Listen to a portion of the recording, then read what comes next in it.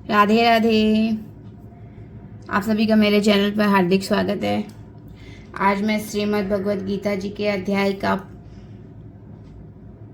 पाठ करने वाली हूँ। श्री ओम नमो भगवते वासुदेवाय विश्वेश्वराय आदि पुरुष परंपार अलेख पुरुषाय नमः। जगत बंधु ज्योति स्वरूप जीव के जाननहार हरि यश मांगन आयो दास प्रभु के द्वार। अर्जुन को जो आपने श्री गीता जी की असीम ज्ञान दिया सो मुझको मिले। हे भव भय भंजन भगवान श्री कृष्ण जी ये किशोरदास मांगते हैं, हे प्रभु गीता ज्ञान के उच्चारण करने से मेरे पूर्ण ब्रह्म तत्व को पाता है। प्रभु मैं आपके चरणों की शरण में हूँ। आप परम प्रवीण हो और मैं आपकी शरण में पड़ा तुच्छ प्राणी हूँ। किशोरदास कृष्णदास दीन गरीब हैं और आप संतों की विनती को मान लेते हैं। हे कमला वल्लभ श्री कृष्ण भगवान कृपा निधान जी, तेरे भक्तों व संतों के वास्ते में ये गीता ज्ञान भाषा में कहता हूँ।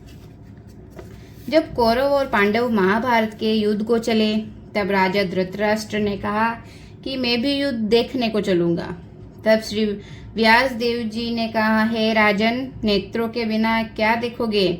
राजा धृतराष्ट्र ने कहा, हे प्रभु मैं देखूंगा नहीं तो श्रवण तो करूंगा। व्यास देव जी ने कहा, हे राजन तेरा तो सारथी संजय है, वह मेरा शिष्य है। जो कुछ महाभारत युद्ध की लीला कुरुक्षेत्र में होगी संजय तुमको यहाँ बैठे ही श्रवण कराएगा। जब व्यास देव जी के मुख से ये वचन सुने तब संजय ने श्री व्यास देव जी के चरणों में नमस्कार करके और हाथ जोड़कर विनती की, हे प्रभु जी महाभारत के युद्ध का चरित्र कुरुक्षेत्र में होगा और मैं हस्तिनापुर में कैसे देखूंगा और राजा को किस भांति कहूंगा। जब इस प्रकार संजय ने व्यास देव जी के आगे विनती की तो श्री व्यास देव जी ने प्रसन्न होकर संजय से कहा, हे संजय मेरी कृपा से तुझे सब यहाँ ही दिखाई देगा और बुद्धि के नेत्रों से सूझेगा। जब व्यास देव जी ने ये वर दिया तो उसी समय से संजय की निर्मल बुद्धि व दिव्य दृष्टि हुई। आगे अब महाभारत का कौतुक कहते हैं, सुनो। 7 अक्षौहिणी सेना पांडवों की और 11 अक्षौहिणी सेना कुरुक्षेत्र में एकत्र हुई। राजा धृतराष्ट्र ने संजय से पूछा, हे संजय धर्म का क्षेत्र जो कुरुक्षेत्र है वहां मेरे और पांडु के पुत्रों ने क्या किया सो कहो। राजा का वचन सुनकर संजय बोले, हे राजा तेरे पुत्र दुर्योधन ने पांडवों की सेना को देखकर अपने गुरुदेव द्रोणाचार्य के निकट जाकर कहा, आचार्य जी देखो पांडवों की सेना का व्यू और सेना की पंक्ति कैसी भली भांति बनी है। दुपद्र का पुत्र धृष्टद्युम्न जो आपका शिष्य है अत्यंत बुद्धिमान है, जिसने पांडवों की सेना की पंक्ति कैसी भली भांति बनाई है। तत्पश्चात पांडवों की सेना के मुख्य योद्धा हैं, उनके नाम दुर्योधन ने द्रोणाचार्य को सुनाए। इस सेना में बड़े बड़े धनुषधारी भीमसेन, अर्जुन, राजा युयुधान, राजा विराट, राजा द्रुपद, महारथी दृष्टकेतु, चेकितान और बलवान काशी का राजा और पुरुजित, कुंती भोज मनुष्यों में सर्वश्रेष्ठ शैव्य, युधामन्यु और विक्रांत, बड़ा बलवान उत्मोजा, सुभद्रा का पुत्र अभिमन्यु और द्रौपदी के 5 पुत्र सभी महारथी हैं। तब दुर्योधन ने भी जो अपनी सेना के मुख्य योद्धा हैं उनके नाम और बल सुनाए। हे आचार्य मेरी जो सेना के मुख्य योद्धा हैं उनके नाम सुनो। प्रथम तो आप और विषम जी, कर्ण, कृपाचार्य जी, समितिंजय, अश्वत्थामा, विकर्ण, सोमदत्त का पुत्र भूरिश्रवा और जयद्रथ आदि योद्धा हैं, जिन्होंने मेरे निमित्त अपना जीवन त्याग दिया और अनेक प्रकार के शस्त्रधारी हैं जो युद्ध करने में बड़े चतुर है। हमारी 11 अक्षौहिणी सेना है और पांडवों की सेना 7 अक्षौहिणी सेना है। हमारी सेना का अधिकारी और रक्षक भीष्म है, पांडवों की सेना का अधिकारी और रक्षक भीमसेन है। अब दुर्योधन अपनी सेना से कहने लगा, जितने तुम हमारी सेना के लोग हो सभी भीष्म की रक्षा करने वाले हो और जितने शत्रु आने के मार्ग है उन सब मार्गों से भीष्म की रक्षा करो। दुर्योधन के मुख से प्रवचन सुनकर जो कौरवों में बड़े हैं भीष्म पितामह प्रथम सिंह जी की तरह गरज कर अपना प्रतापवान शंख बजाया, जिसके उपरांत दुर्योधन की सारी सेना ने शंख, ढोल, दमामे और गोमुख इत्यादि अनेक प्रकार के बाजे सारी सेना में इकट्ठे बजाए, जिनका बड़ा भयंकर शब्द हुआ। अब पांडवों की सेना के बाजे सुनो। प्रथम जिस रथ पर श्री कृष्ण भगवान विराजमान है उसे बड़े रथ की सामग्री कंचन और रत्नों से जड़ित है। जैसे वर्षा ऋतु का मेघ गरजता है वैसे ही रथ के पहाड़ियों की आवाज है। अब घोड़ों को शोभा बतलाता हूँ। जैसे गो का दूध होता है तो उन घोड़ों का सुंदर रंग है। जैसे कार्तिक मास का खिला हुआ कमल होता है ऐसा सुंदर घोड़ों का मुख है, और जो बहुत सुंदर है। गर्दन, काल और पूंछ और चरणों में स्वर्ण की झांझरें शोभायमान है। ऐसे तो घोड़ों की शोभा बनी है। ऐसे सुंदर रथ पर सारथी भक्तवत्सल सत्य स्वरूप आनंद कंद श्री कृष्ण भगवान विराजमान है, और योद्धा के स्थान पर अर्जुन भक्त विराजमान है। उन्होंने दिव्य शंख बजाए। प्रथम श्री कृष्ण भगवान ने अपना पंचजन्य शंख बजाया, और देवदत्त नामक शंख अर्जुन ने, और पौंड्र शंख भीमसेन ने बजाया। भीमसेन कैसा है? जिसका उदर और कमर बड़ी है। अंततः विजय नामक शंख कुंती पुत्र राजा युधिष्ठिर ने, सुघोध नामक शंख नकुल ने, और मणिपुष्प नामक शंख सहदेव ने बजाया। बड़े धनुष के धारण करने वालों काशी के राजा ने भी अपना शंख बजाया, और महारथी शिखंडी ने भी बजाया। धृष्टद्युम्न ने और राजा विराट ने भी बजाया। अपराजित सात्यकी ने बजाया, और द्रौपदी के पुत्रों ने शंख बजाया, और जितने पांडवों की सेना के राजा थे सबने शंख बजाए, और सुभद्रा के पुत्र अभिमन्यु ने भी शंख बजाया। इन सब ने अपने अपने भिन्न भिन्न प्रकार के शंख बजाए। उन शंखों के तीक्ष्ण शब्द सुन करके धृतराष्ट्र पुत्रों के हृदय विदीर्ण हुए। धरती और आकाश शब्दों से भर गया। इसके उपरांत धृतराष्ट्र के पुत्रों की सेना अर्जुन ने देखी। जब दोनों ओर की सेना के शस्त्र चलने को हुए तब अपना धनुष सिर पर फेर कर अर्जुन हृषिकेश श्री कृष्ण भगवान से बोले कि हे अच्युत अविनाशी पुरुष, मेरा रथ दोनों सेनाओं के बीच में ले जाकर खड़ा करे, तब मैं देखूंगा कि हमारे साथ युद्ध करने को कौन कौन आए हैं। संजय राजा धृतराष्ट्र से बोला, हे राजन हृषिकेश, श्री कृष्ण भगवान से अर्जुन ने वचन कहे। तब भक्तवत्सल गोविंद ने अर्जुन के रथ को हाँक कर दोनों सेनाओं के बीच ले जाकर उसे द्रोणाचार्य के सन्मुख खड़ा किया। भीष्म द्रोणाचार्य की दाईं बाईं और भी योद्धा थे। तब श्री कृष्ण भगवान अर्जुन से बोले, हे अर्जुन, तेरा रथ मैंने कौरवों की सेना के सम्मुख खड़ा किया है, तू इनको देख। तब अर्जुन ने कौरवों की सेना में जो योद्धा देखे सो कौन कौन है, ये उन्होंने पितामह, गुरु, मातुल, मामा, पुत्र, पौत्र, सखा, ससुर, मित्र देखे। उन दोनों सेनाओं में अपने ही कुटुंबियों को देखकर अर्जुन के मन में दया उपजी। तब अर्जुन श्री कृष्ण भगवान से बोले, भगवान, इस सेना में मैंने सब अपने भाई बंधु और स्वजन ही देखे हैं। जो योद्धा रण में आए हैं उनको देखकर मेरा शरीर बहुत दुख पाता है। मेरा मुख सूख गया है और शरीर से पसीना आ गया है। मेरे रोंगटे खड़े हो गए हैं। धनुष मेरे हाथ से गिर रहा है और त्वचा शिथिल हो उठी है। मैं खड़ा भी नहीं रह सकता और मेरा मन भी भ्रम में पड़ गया है। हे केशव, मैं शकुन भी बुरे देखता हूँ और ऐसा भी नहीं समझता कि मैं विपरीत बुद्धि हूँ। हे केशव, इस युद्ध में भाइयों के मारने से मैं अपना कल्याण भी नहीं देखता। हे कृष्ण, मैं अपनी जय भी नहीं चाहता और मुझको श्री की इच्छा भी नहीं है और न सुख की आकांक्षा ही है। हे गोविंद, वह राज किस काम का है और वह राज के भोग किस काम के है जिनके निमित्त राज है? मुझे उन्हीं कुटुंब के लोगों को मार कर राज मिलेगा। ये सभी कुटुंब के योद्धा लोग एकत्र हुए हैं, प्राण और धन का त्याग कर युद्ध के निमित्त खड़े हैं। सो ये कौन कौन है? गुरु, पितामह, ताए, मौसी, ससुर, पुत्र, पौत्र, साले और कुटुंबी है। हे मधुसूदन, इनके मारने की इच्छा नहीं है। इन पर मुझको बहुत दया आती है। धरती के धारण हारे धरणीधर श्री कृष्ण भगवान, मैं इनको मारकर त्रिलोकी का राजा भी पाऊं तो भी मैं इन्हें ना मारूंगा। भूलोक के राज्य की जो बात ही क्या है। हे जनार्दन, धृतराष्ट्र के पुत्रों को मारने से हमारा कल्याण नहीं है, इनको मारने से पाप लगेगा। यद्यपि ये महापापी हैं तो भी इनको नहीं मारूंगा। ये सभी पूजने योग्य हैं और भेंट देने योग्य हैं, मैं इनको नहीं मारूंगा।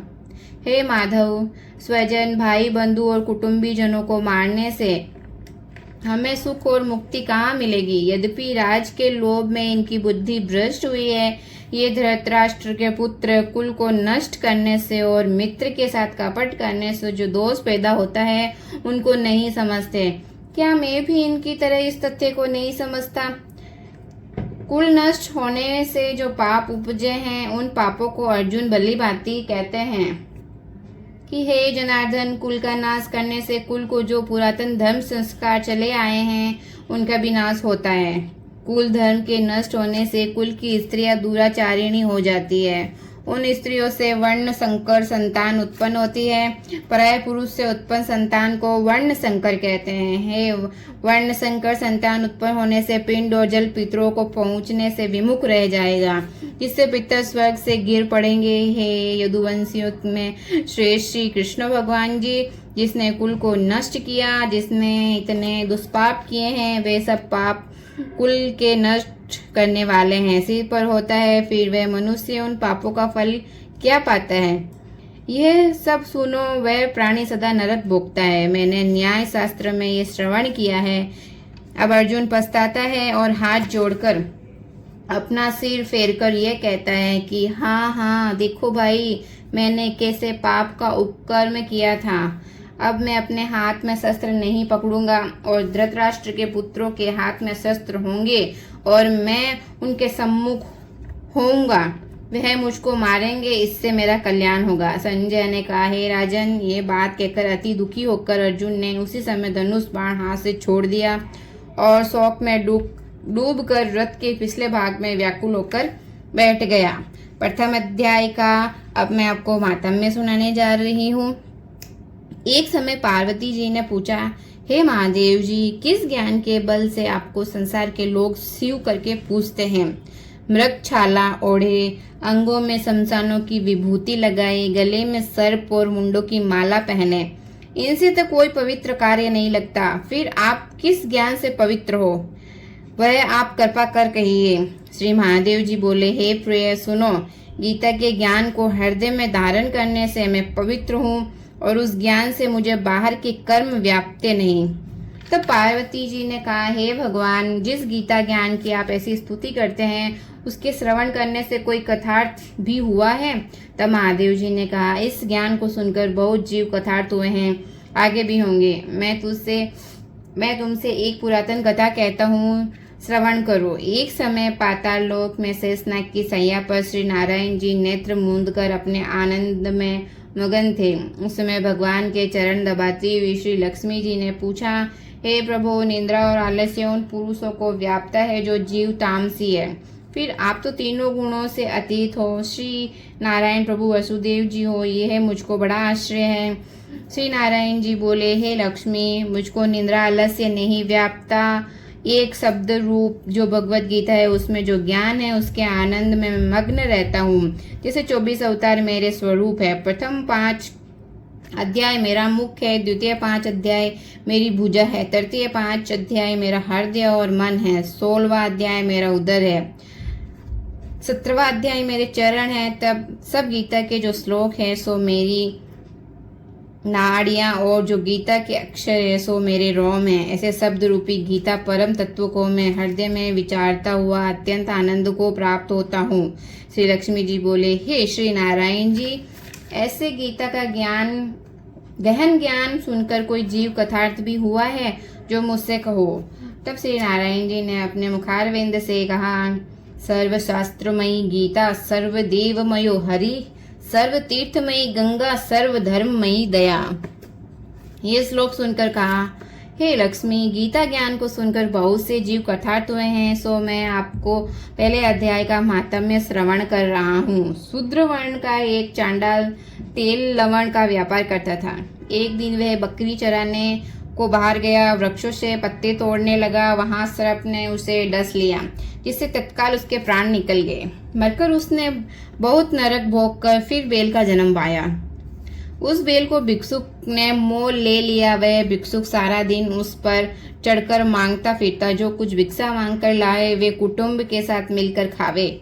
वह बैल सारी रात द्वार पर बंद रहे, उसके खाने पीने की भी खबर न लेवे। कुछ थोड़ा सा भूसा उसके आगे डाल देवे। जब दिन चढ़े तो बेल पर चढ़कर मांगता फिरे। कई दिन गुजरे तो वह बैल भूख का मारा गिर पड़ा, किंतु उसके प्राण नहीं छूटे। नगर के लोग उसके जर्जर शरीर को देखा करे। कोई तीर्थ करने का फल, कोई व्रत उपार्जित फल देवे, ताकि उस बेल के प्राण छूटे। एक दिन एक गणिका आई। उसने मनुष्य से पूछा, ये भीड़ कैसी है? लोगों ने कहा कि इसके प्राण छूटते ही अनेक पुण्यों को उपार्जित फल इसके निमित्त दे रहे हैं, तो भी इसकी मुक्ति नहीं होती। तब गणिका ने कहा, मैंने जो कर्म किया है उसका फल इसके निमित्त दिया है। इतना कहते ही बेल की मुक्ति हुई। तब बेल ने एक ब्राह्मण के घर में जन्म लिया। पिता ने इसका नाम सुशर्मा रखा। जब बड़ा हुआ तो पिता ने उसको विद्या अध्ययन करवाया। अध्ययन में इसको प्रसंग वंश पूर्व जन्म की करनी याद आई। उसने एक दिन मन में विचार किया कि जिस गणिका ने मुझे बेल की योनि से मुक्ति दिलाई, उसका दर्शन तो करूं। विप्रपुत्र चलता चलता गणिका के घर गया और कहा, क्या तुम मुझे पहचानती हो? गणिका ने कहा, मैं नहीं पहचानती कि तुम कौन हो। मेरी तेरी क्या पहचान है? तुम विप्र में वेश्या। तब विप्र ने कहा कि मैं वही बेल हूँ जिसको तुमने अपना पुण्य दिया। तब मैं बेल की योनि से छूटा था। मैंने विप्र के घर जन्म लिया, तो तुम अपना वह पुण्य बता। गणिका ने कहा, मैंने अपने जाने कोई पुण्य नहीं किया, पर मेरे घर एक तोता है। वे कुछ पढ़ता है तो मैं उसके वाक्य सुनती हूँ। उस पुण्य का फल मैंने तेरे निमित्त दिया था। तब विप्र ने तोते से पूछा कि तू सवेरे क्या पढ़ता है? तोते ने कहा, मैं पिछले जन्म में विप्र का पुत्र था। पिता मुझे गीता के पहले अध्याय का पाठ सिखाया था। एक दिन मैंने अज्ञानवश गुरुजी से कहा कि तुमने मुझे क्या पढ़ाया है? तब गुरुजी ने मुझे सांप दिया कि तू सुआ हो जा। तब मैं सुआ हुआ। एक दिन मुझे फंदक पकड़ ले गया। एक विप्र ने मुझे मोल लिया। वह विप्र भी अपने पुत्र को गीता का पाठ सिखाता था। मैंने भी वह पाठ सीख लिया। एक दिन विप्र के घर चोर पड़े। उनको धन तो प्राप्त नहीं हुआ, परंतु पिंजरा उठा ले गए। उन चोरों की ये गणिका मित्र थी। मुझे इसके पास ले आए। सो मैं नित्य गीता के पहले अध्याय का पाठ करता हूँ। ये सुनती है, पर इसकी बुद्धि में नहीं आता। जो मैं पढ़ता हूँ वही पुण्य तेरे निमित्त दिया था। सो श्री गीता जी के पहले अध्याय के पाठ का फल। तब विप्र ने कहा, हे तोते, तू भी विप्र है, मेरे आशीर्वाद से तेरा कल्याण हो। सो हे लक्ष्मी। इतना कहते ही तोते की मुक्ति हुई। तब गणिका ने भी सदकर्म ग्रहण किए। नित्य प्रति स्नान करके गीता जी के प्रथम अध्याय का पाठ करती थी। और कोई अज्ञानवश भी गीता का पाठ करे या श्रवण करे, उनको मुक्ति मिलेगी। इस अध्याय के पाठ का अनंत फल है।